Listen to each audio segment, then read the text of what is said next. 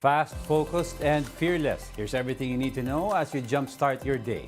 I'm Jago Castro. Typhoon Falcon intensifies over the Philippine Sea. Pag-asa last spotted its center some 1,070 kilometers east of extreme northern Luzon. Falcon packs winds of up to 150 kilometers per hour and gustiness of up to 185 kph. It is seen to continue intensifying and reach its peak by tomorrow or Wednesday. Falcon, though, is not expected to make any landfall in the country. It is forecast to move northwestward or northwestward today and exit the Philippine area of responsibility between Tuesday morning and afternoon. No wind signal warning has been hoisted due to Falcon, but it continues to enhance the habagat that will trigger monsoon rains in Zambales and Bataan. It will also bring occasional rains in Metro Manila, Pangasinan, Tarlac, Pampanga, Bulacan, and Occidental Mindoro. The rest of the country may experience rains due to the combined effects of habagat and localized thunderstorms. Several municipalities in Pangasinan and Pampanga have suspended classes in all levels and government work today, July 31. The list also includes the whole province of Bulacan, as well as Olongapo and Marikina. Some parts of the country were submerged in flood over the weekend due to monsoon rains. At least 16 out of 24 cities and municipalities in Bulacan experienced ankle to waist deep floods. The provincial government said the situation has already displaced more than 4,200 families. In Manila, gutter-deep flood were experienced along España Boulevard, causing traffic in the area. Some kids and residents, however, were still spotted playing in the floodwaters. Meanwhile, some parts of Bataan were seen flooded, including Barangay Ipag in Mariveles. Residents in low-lying areas and those who are living near rivers were advised to seek temporary shelter. Tropical cyclone Egay and Habagat has killed at least 16 people. As of Sunday morning, one fatality has been confirmed while 15 are still up for validation. Over 50 people were injured, while at least 20 others are still missing. So far, Egay has affected about 1 million individuals or nearly 300,000 families. Some 15,000 of them were served inside evacuation centers. Damage to agriculture is now pegged at 1.5 billion pesos, while damage to infrastructure is at 4.3 billion. We'll be back with more stories after the break. Keep it here on One News.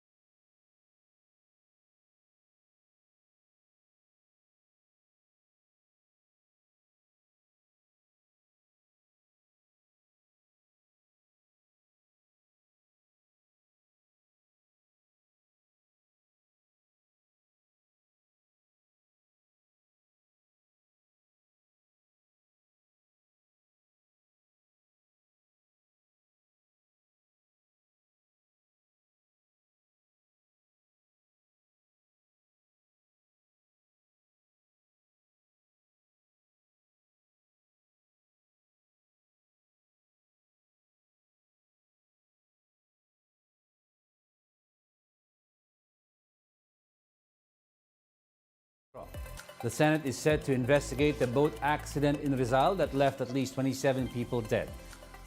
Senate Committee on Public Services Chairperson Senator Grace Poe said the probe should shed light on why the Philippine Coast Guard allowed the motorboat to sail despite the inclement weather. Poe added that the inquiry may also include victims of past sea tragedies to determine if they received necessary compensation. Last week, MB Aya expressed capsize of Binangonan after strong winds lashed the boat, causing it to overturn. The PCG is also looking at overloading as the boat reportedly carried around 60 passengers, despite a capacity of only 42 people. Authorities said cases could be filed against the captain and crew members of the motorboat. Meanwhile, the PCG has retrieved the boat used by its 4 missing rescuers off Cagayan. Authorities said the aluminum boat was sighted between the waters of Calayan and Fuga Island on Sunday. However, there was still no sighting of the 4 missing rescuers. Their boat capsized in Cagayan last week during a rescue operation at the height of Typhoon Egay. They were supposed to rescue 7 crew members of a stranded tugboat.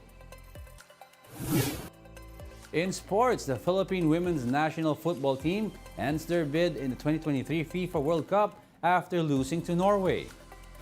The hopes of Filipinas were slammed early with an opening goal by veteran Sophie Roman Hog at the 5th minute of the match.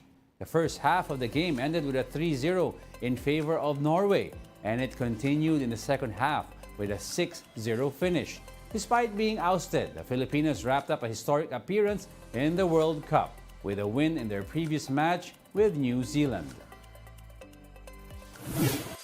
And that's it for this hour. Join us again at 9 a.m. as we continue to monitor the day's biggest stories. I'm Diego Castro. We are One News. All sides, all the time.